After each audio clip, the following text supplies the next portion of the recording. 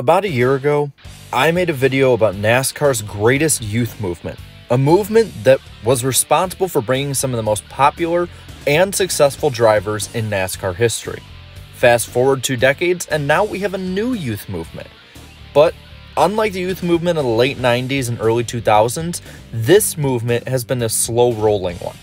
Granted, it's still early in most of their careers, but it's still interesting to take a look at where these modern young guns are. Starting off, we have the 2013 Rookie of the Year, Ricky Stenhouse Jr.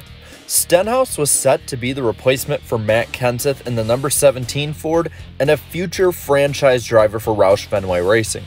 While filling in for Trevor Bayne in select starts in 2011, it wasn't until 2013 that he went into his first full-time season. It wouldn't be until the spring Talladega race of 2017, though, before he would finally end up getting a Cup victory. 2014 saw 3 more young drivers thrown into the youth movement, the first being Kyle Larson, who was tabbed to be the next Jeff Gordon due to how much talent he had.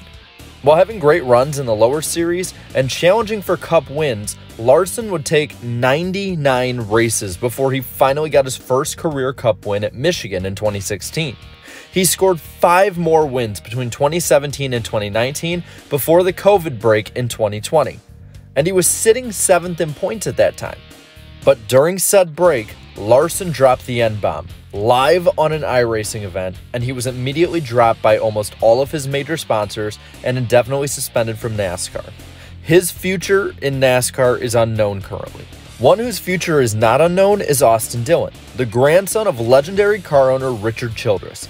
Dillon is the first and only driver since Dale Earnhardt to pilot the number 3 car in the NASCAR Cup Series.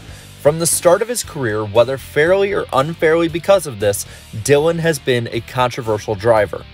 When he started in the Cup Series in 2014, RCR just lost Kevin Harvick, who he was replacing, and it left him, Ryan Newman, and Paul Menard to become the leading force of RCR. And through time and through the years, he's slowly become the face of the team after winning both the Coca-Cola 600 and the Daytona 500. While Austin Dillon may always have a secure seat, someone who didn't always have that was Alex Bowman. Bowman was on numerous different small teams in the early part of his career, and for the longest time, he was known as being the guy who was upset at the fire crew at New Hampshire. But his big break came in 2016 when he was asked to fill in the 88 car, and in 2018, he became the full-time driver of the 88 car. At Chicagoland in 2019, he finally broke through and won his first race. While his number may be up in the air, it looks like his future is the most safe that it has ever been in his Cup career. An under-the-radar member of this class would be Chris Buescher. Buescher has been in the Ford family through his Cup career. In 2016, he managed to get his way into a fuel mileage victory at Pocono. Buescher really doesn't have much yet to put upon his resume, but with running for Roush Fenway Racing now, he has taken a step up in equipment in his career and is now moving his way up. Another member of the Ford family who has the equipment to run up front is Ryan Blaney. Blaney has raced for Team Penske and the Wood Brothers, the Wood Brothers coming first. Blaney has been the driver who really has shown a lot of potential and flashes of brilliance, but just cannot seem to piece it all together. There is one thing he's good at though, and that is winning the most thrilling way possible. His first career win at Pocono saw him beat guys like Kyle Busch and Kevin Harvick in a nail-biting finish. His Roval win saw the Red Sea part as Truex and Johnson spun in front of him. And his Talladega victories, 2 years in a row, were thrilling, side-by-side, normal Talladega wins. Of all the young guns, his future is one of the brightest. The one driver whose career is the brightest is the guy who also had the most success and popularity in this youth movement, Chase Elliott. Elliot has been the only younger driver in the past 10 years to really make a competitive, confident dent into the competition.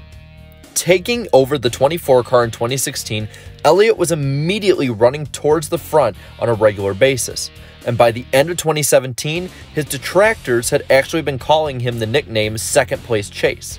While demeaning, it showed just how well he was running, and by the time 2018 was over, he had finally broken through. Each of the last 2 seasons, he's scored 3 wins. And while he only has 1 win so far in 2020, fans in the 9 should not be at all worried, as it seems that he seems to run better later in the year. 2017 saw the most young drivers with big potential come up to Cup.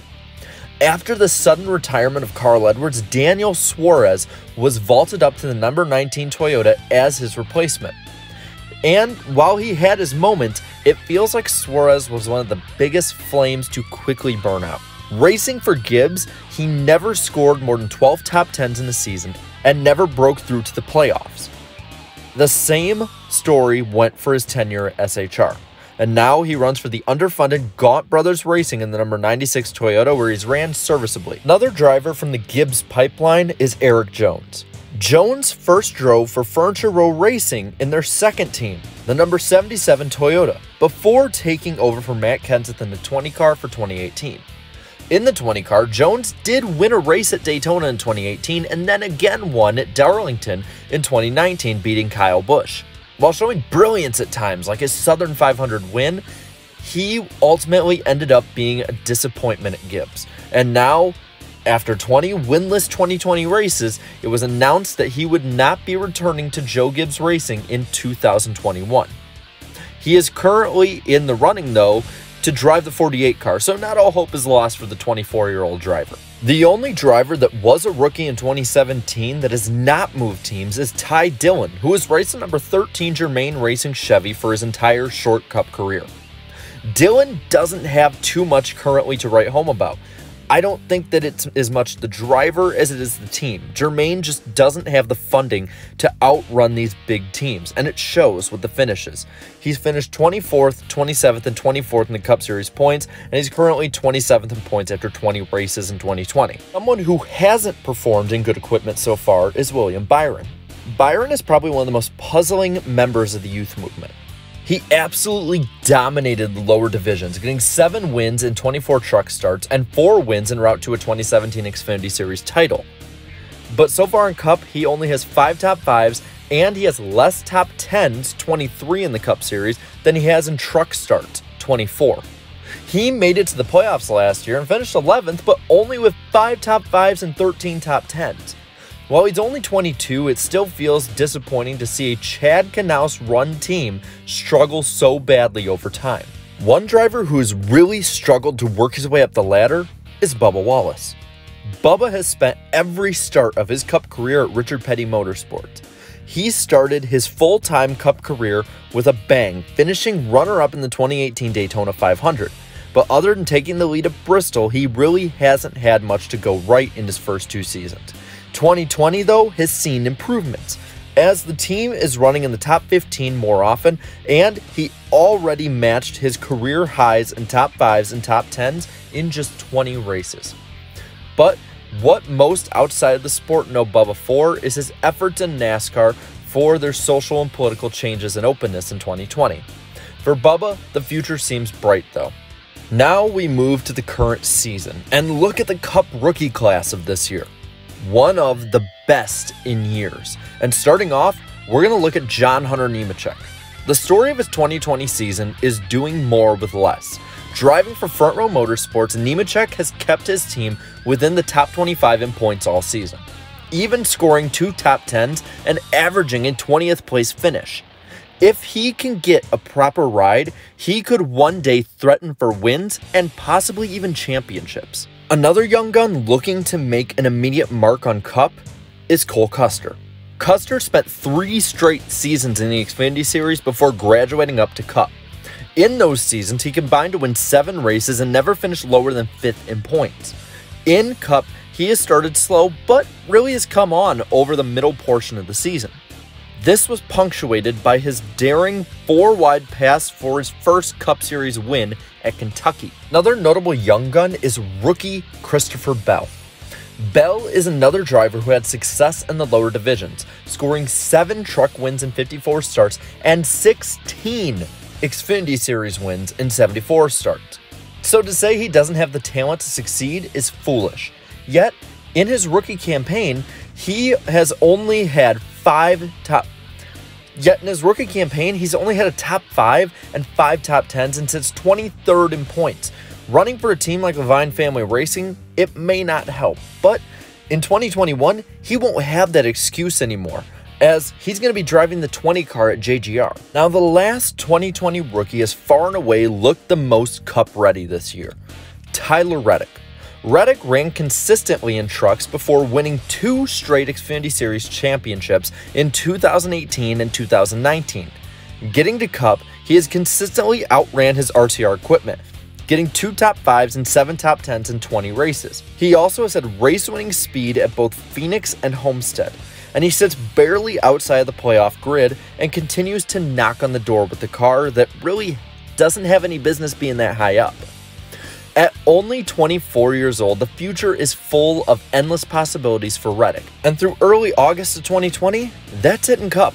The current youth movement. How good are they? What's the opinion? I'd say that they're talented, but honestly disappointing. Since 2014, there have been 236 races run in Cup, and these drivers account for 30 wins, or only 12.7% of those races won. Of those 30 wins, there are 8 of them that are super speedway wins and 2 of them that are fuel gamble wins. So like I said, talented, but I'd say disappointing. But luckily for these young drivers, there is time. For a young driver, time is an asset. And there's plenty more young talented drivers climbing their way up as we speak. Chase Briscoe, Noah Gragson, and Harrison Burton in the Xfinity Series, Zane Smith, Derek Kraus, and Ben Rhodes in the Truck Series, and in the smaller series, there's drivers like Sam Meyer, Ty Gibbs, and Haley Deegan as well. So while some may say that it's unclear, the talent pool for NASCAR seems quite bright. But that's all I have to say. Now I want to hear what you have to say. What do you think of the current youth movement in NASCAR? Let me know in the comments down below. And while you're at it, leave a like on this video and subscribe to my channel for more great NASCAR content. And until next time, have a good one.